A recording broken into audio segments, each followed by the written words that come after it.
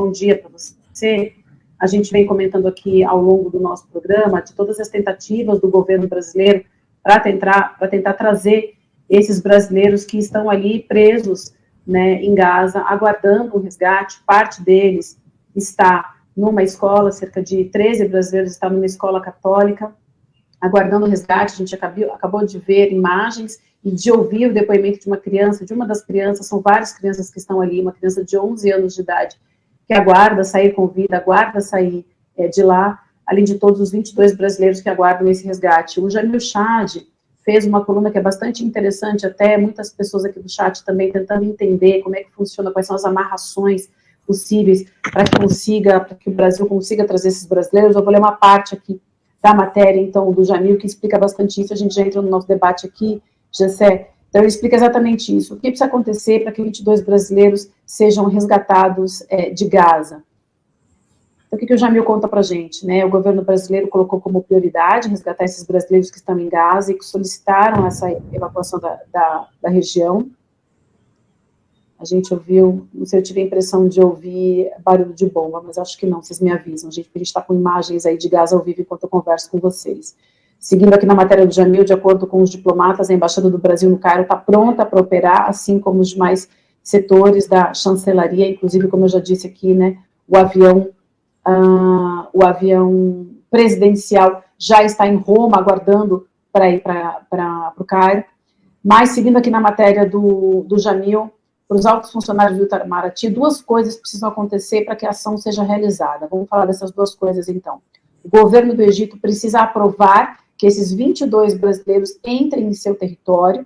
O Itamaraty, porém, insiste que esse não será um problema e que as negociações já estão encaminhadas. A gente vem acompanhando isso nos últimos 3 dias, de fato. E aí, um segundo aspecto, que é mais complicado, é a abertura da passagem fronteiriça de Rafah entre Gaza e Egito. Ninguém sabe se e quando isso vai acontecer. Então, esses são os 2 pontos que estão em negociação e que são os pontos mais difíceis, que precisam ser liberados para que esses brasileiros possam sair de Gaza. O tema vai ser tratado em negociações bilaterais entre governos e também pela ONU, mas deve ainda fazer parte também das discussões do Conselho de Segurança, que se reúne a partir das 3 horas da tarde de Nova York. Então, do lado do Itamaraty, não se exclui que diplomatas brasileiros façam uma viagem até a passagem de Rafah, caso haja no mínimo condição de segurança, lembrando que essa passagem foi bombardeada no começo dessa semana, né? Tem também a hipótese de que um ônibus seja alugado pela Embaixada do Brasil no aeroporto de El Arish, que fica a 53 quilômetros de Rafah. Então, Jessé, é essa a situação do governo brasileiro, que está realmente colocando todos os esforços para trazer os seus cidadãos com segurança, mas depende de uma costura diplomática e de segurança para que esses brasileiros voltem para o Brasil em segurança, né, Jessé? Bom dia. Bom dia, Vivian. É ótimo estar aqui ao vivo de novo com você.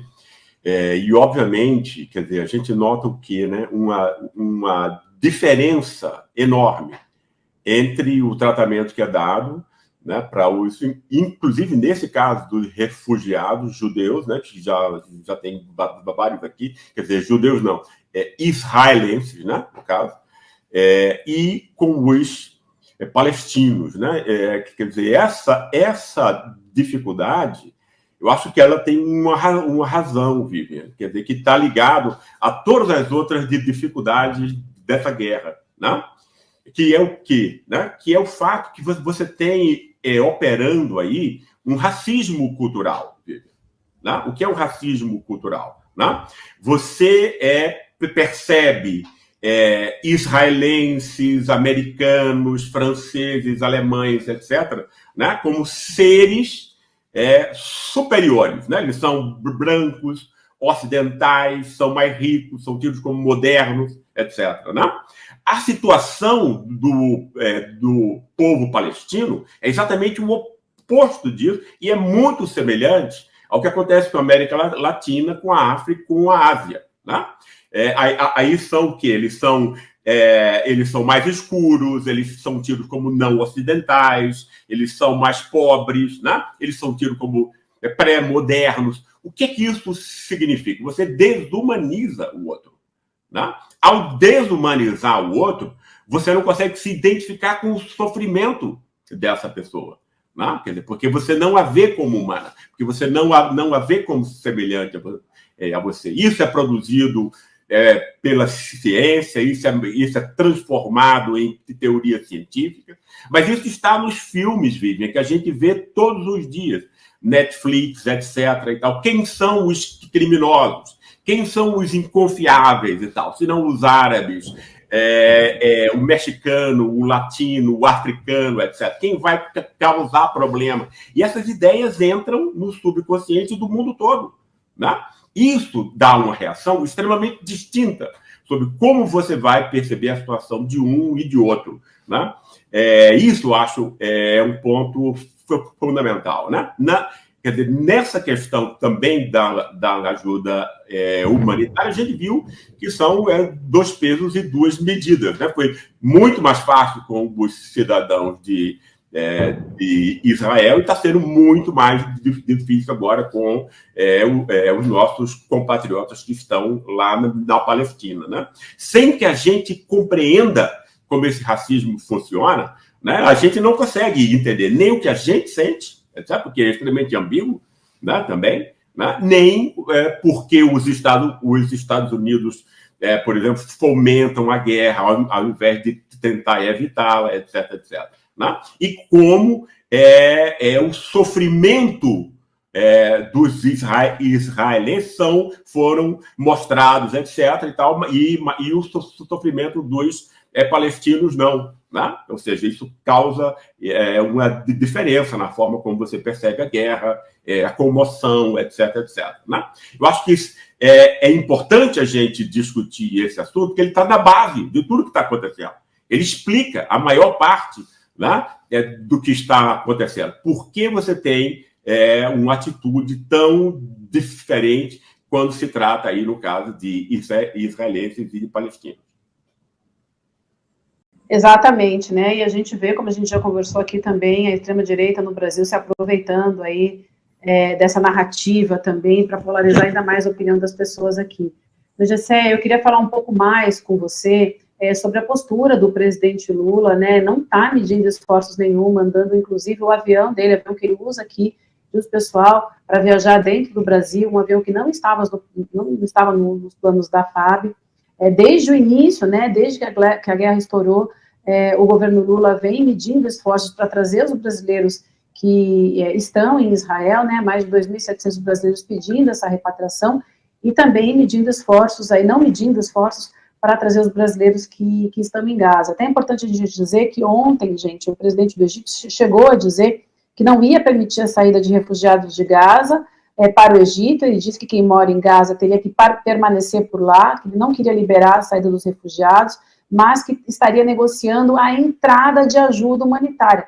Isso não resolve a situação dos brasileiros. A gente tem, é claro, aí o Itamaraty já avisando que as negociações estão em andamento, mas essa é uma postura que precisa ser muito bem feita, e parece que há um pouco, aí uma certa resistência do governo do Egito para liberar aí essa passagem. Mas, de qualquer maneira, a gente vê bastante empenho, principalmente do presidente Lula, né, Gessé?